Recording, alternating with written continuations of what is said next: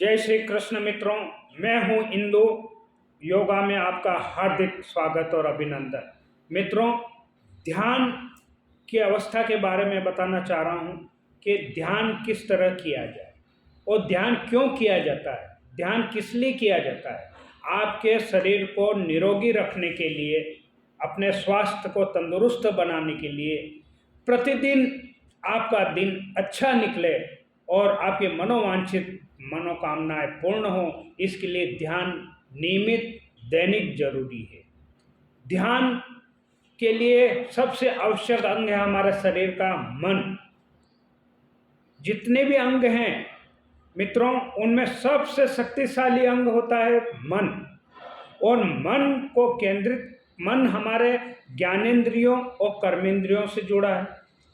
इस वजह से यह भटकता रहता है। यह इतना घुमक्कड़ है कि इसकी गति प्रकाश के 1 सेकंड में 3 लाख किलोमीटर की गति होती है।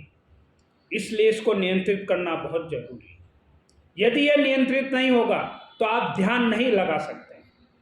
इसलिए सबसे पहला चरण ध्यान का है मन को केंद्रित करना, मन को एकाग्र करना और कर्मेंद्रियों को और ज्ञानेंद्रियों को एकाग्र करके सुखासन में बैठ करके, एकांतवास में बैठ करके और कम लाइट हो ऐसे स्थान पर बैठें, सीधे बैठें, आंखें बंद करके बैठें।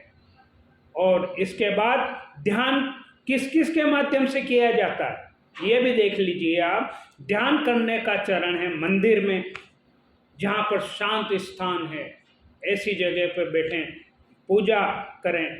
पूजा भी एक ध्यान का एक अंग है। इस प्रकार से आप यज्ञ भी आपके ध्यान को केंद्रित करने के लिए, कर्मेंद्रियों ज्ञानेंद्रियों को केंद्रित नियंत्रित करने के लिए यज्ञ भी बहुत ही अच्छा साधन है। इसके अलावा आप ध्यान करने के लिए महत्वपूर्ण स्थान है प्राणायाम। प्राणायाम करें, प्राणायाम करने के बाद ध्यान करें तो ये ध्यान मन को केंद्रित करें और मन जब केंद्रित हो जाएगा आपका सुखी जीवन रहेगा, आपकी काया निरोगी रहेगी, आपका मन चित्त एकाग्र कर शांत अवस्था में और नकारात्मकता सब चली जाएगी और जीवन में सुख का आनंद प्राप्त करेंगे। इसलिए मित्रों, योग एक ऐसा विज्ञान है जिससे कि आप अपने जीवन को शांत अवस्था में एकाग्र, धन सभी कुछ प्राप्त कर सकते हैं ध्यान के माध्यम से। तो नियमित ध्यान करें, नियमित योग करें और अपने जीवन को सुखी बनाएं। जय श्री कृष्ण।